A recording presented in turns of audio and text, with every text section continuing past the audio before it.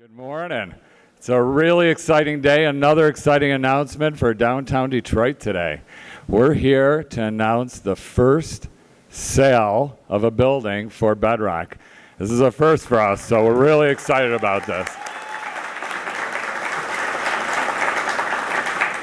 I'm Jim Keytime, I'm the managing partner of Bedrock, and you can only imagine how exciting my team's job is every day. This is just an unbelievable opportunity, and we're loving every single minute of it. So this building, another building that's been sitting vacant for a lot of years, we're really excited to watch this building come alive. And we're selling this building to Lear, we sold the building to Lear, and we're really looking forward to seeing what they're going to do with it. You're going to hear a lot about that in the next few minutes from the other speakers that are here today. So we're really proud of playing the role that we're playing and making sure that Lear joined us in this great adventure that's going on down here.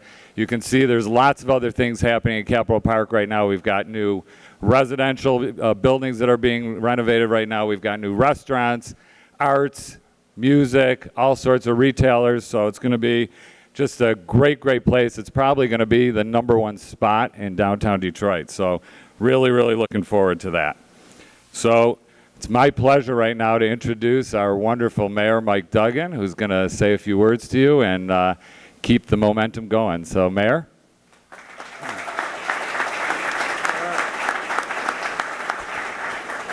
Thank you, Jim. It's been a busy morning already. Dan Gilbert and I just left the announcement of Amazon.com opening a major operation in the city of Detroit, and Dan was instrumental on that. I think that announcement may still be going, and I'm going to have to leave here to go pitch a large group of investors on yet another project, so I won't be able to stay for all of this. But, there was a time 5 years ago when people thought downtown was dead and the only person who was interested in buying buildings was Dan Gilbert. And you said, you'll know when we've arrived, when people start approaching Dan Gilbert and want to buy the buildings from him. And today is a significant step in that direction, with the Lear Corporation being the owner. I know it'll be a great thing when Dan has got, I remember him saying when he first bought, who's coming with me, was the question he asked everybody before he came down. And now there's a lot of people who have joined him. To my friend Matt Simoncini and his management team from Lear, they have been such phenomenal supporters of the city of Detroit for a long time. They've supported the schools here, been huge supporters of the parks. Last summer, Lear took it on themselves to renovate and reopen Brennan Pool in Rouge Park, an absolutely beautiful pool to open recreation opportunities for young people on the west side of Detroit. And Matt says, what else can I do? And I said, Detroit needs one thing. We need jobs. And it is a great thing that people are coming from across the country to want to be here. But we still have way too many young people who are talented, come up in Detroit, graduate from our schools, and leave the city. We need to create a pipeline to keep our own talent. And what you are here today to see is the opening of the Design Center, where Lear is going to connect our talented young people at CCS and Wayne State directly into the Design Center so they can go to school knowing there are career opportunities right down the street. This is a huge part of Detroit's future. We're going to start to keep our talent in the city. And so to Matt Simoncini and the Lear team, I just want to say welcome to Detroit.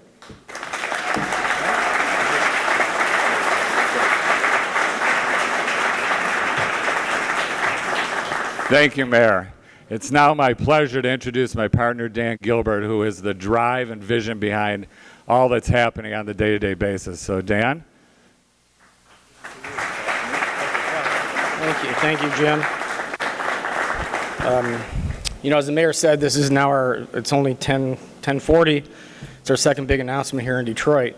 And the first one, you may have heard already, is that, Amazon has announced their Amazon Detroit office, and we're real excited about that. That's over, on Jefferson Avenue.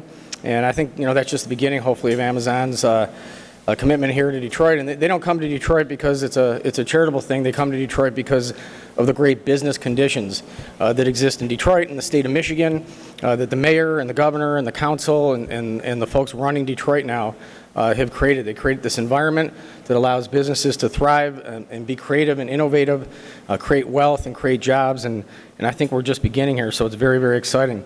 This particular building here, 119 State Street, and I hope I have that address right, 119 State Street is a beautiful building that we acquired less than a couple years ago as part of a footprint here in Capitol Park.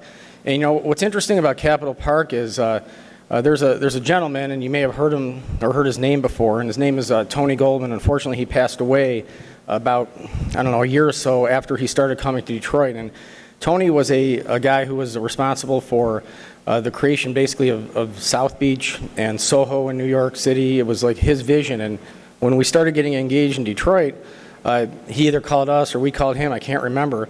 But I'll never forget the tour that we took with him. And he stopped right at Capitol Park here and looked up and said, this is it. And I said, this is what? He said, this is it. And this guy was a visionary of urban cores more than any of us ever will be. And, he saw it before everybody. Now you're seeing it come to life with all the development that's going on and with, Dime Music School and their success. And now, of course, Lear. Now, Lear has been a great partner already of ours in Detroit with the Zenith football helmet factory that they helped, or assembly factory that they helped coordinate with that building and some of the assembly processes. So we've been working with them, and we're very excited about that. They're committed to Detroit, and they've been a long-time Detroit company, which brings me to technology and innovation. And I just can't tell you how exciting it is to come off an Amazon news conference and come here. And I'm not going to go through it all now, but we sort of in the last news conference took people, up Woodward from Jefferson, all the way to New Center, and started naming off just not even everything, but a handful of some of the, not just the big name companies, but some of the smaller, relatively smaller companies that are growing along the Madison block and up into Midtown. And some of them are companies that just started 3 years ago with a couple people, and now we're 100 plus people. Detroit Labs is one of the biggest app developers now in the country, in their third or fourth year of operation, over 100 people. In one of the buildings over there, gasoline station TV, GSTV moved in, which if you guys know those screens that you see, whether you like them or not at the gas pumps, they have like 70-something% market share. They pretty much invented that business now in downtown Detroit. And then you come to big companies like General Motors that's doing a lot of new technology things, and of course Lear. And Matt Simoncini and his team have been just completely committed from day one when we started talking to them. And I'll tell you this, a lot of people ask us, why do you feel you have to buy up so many of these buildings? And this is a perfect example of this.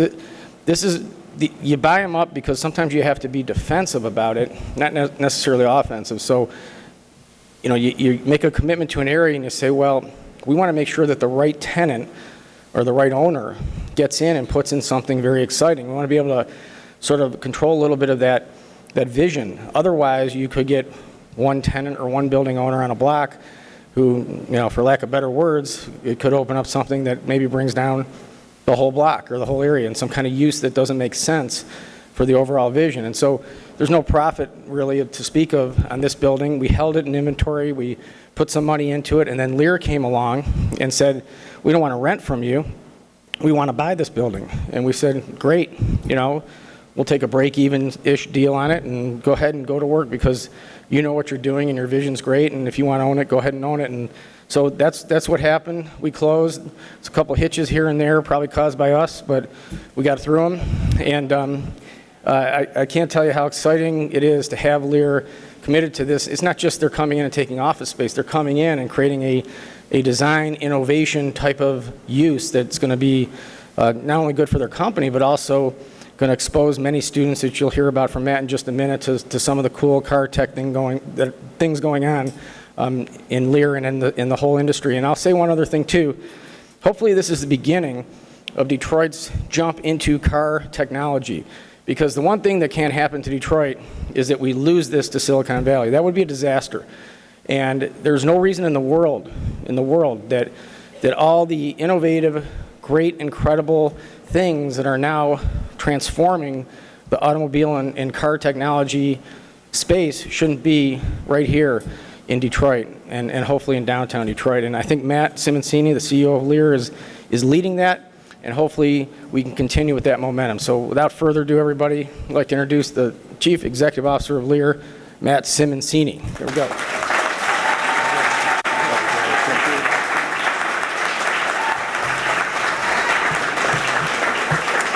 Good morning, and I want to thank everybody for coming today to hear about our plans here and a little bit about Lear Corporation. But I also want to start by thanking Dan Gilbert, Jim Keytie, Matt Cullen, and the entire Bedrock team for facilitating the sale and the establishment of Lear's Innovation and Design Center. Truly, Dan talked about vision, having the vision to understand the bigger and longer term purpose of this building, this area, of the city itself, and the fact that this is the Motor City, and it is still the hub of all things that are automotive in the world. I'd like to spend a few minutes talking a little bit about our plans here with this building, and it's so nice to be back in the city of Detroit. I know the management team at Lear Corporation was largely born and raised in the city. I'm a product of Detroit Public Schools and Wayne State University. This place has a special place in my heart. But our roots at Lear Corporation are in the city. It was founded in 1917 as American Metal Products, and it manufactured stampings and frames, and that was really our start. And we started both in automotive and in aerospace. Now we are the leading automotive supplier of electrical and seating systems around the world. We rank number 174 in the Fortune 500. We have world-class product that serves basically every automaker in the world at some level. We're in every automotive producing region of the world with engineering and manufacturing capabilities. We have a team of 135,000 employees in over 240 locations in 35 countries. But the Motor City is our home. Our vision is to be the supplier of choice, the employer of choice, and as a publicly traded company, the investment of choice. But it's important for us to support the communities we do business in all around the world, and we're very proud of that heritage and our activities specifically in the city of Detroit.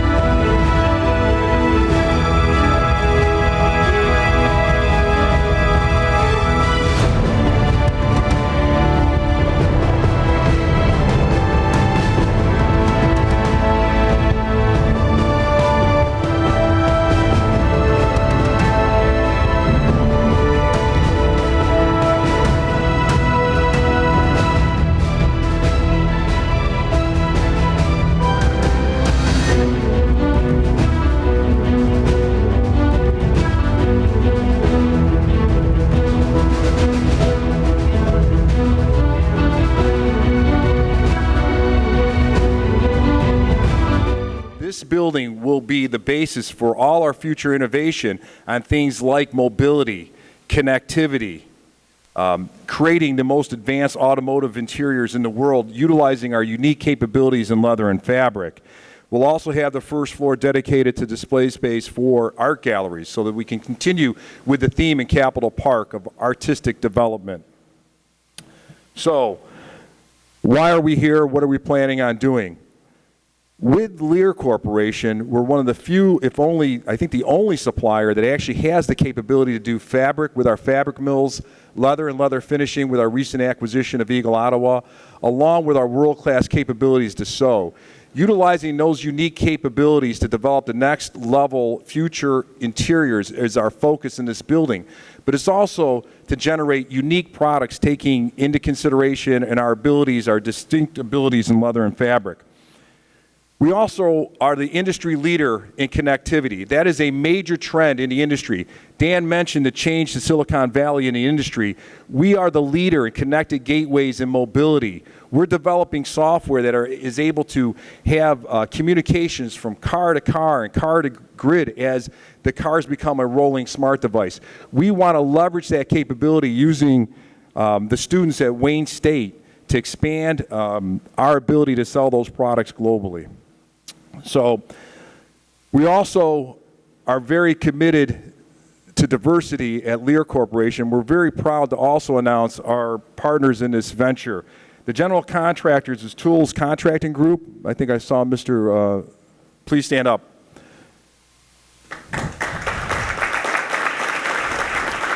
You got a lot of work to do. And our architect is Hannah Newman Smith, which is also a there she is, please. You see her waving her hand? Waving her hand, who is helping us design this building into the world-class innovation center that it will be. So with that, I want to thank you all for coming. We're very excited about the Innovation Center. I want to once again thank the Bedrock team and Dan Gilbert, Matt Cullen, Jim Ketai for all their help and their vision in helping us establish this center.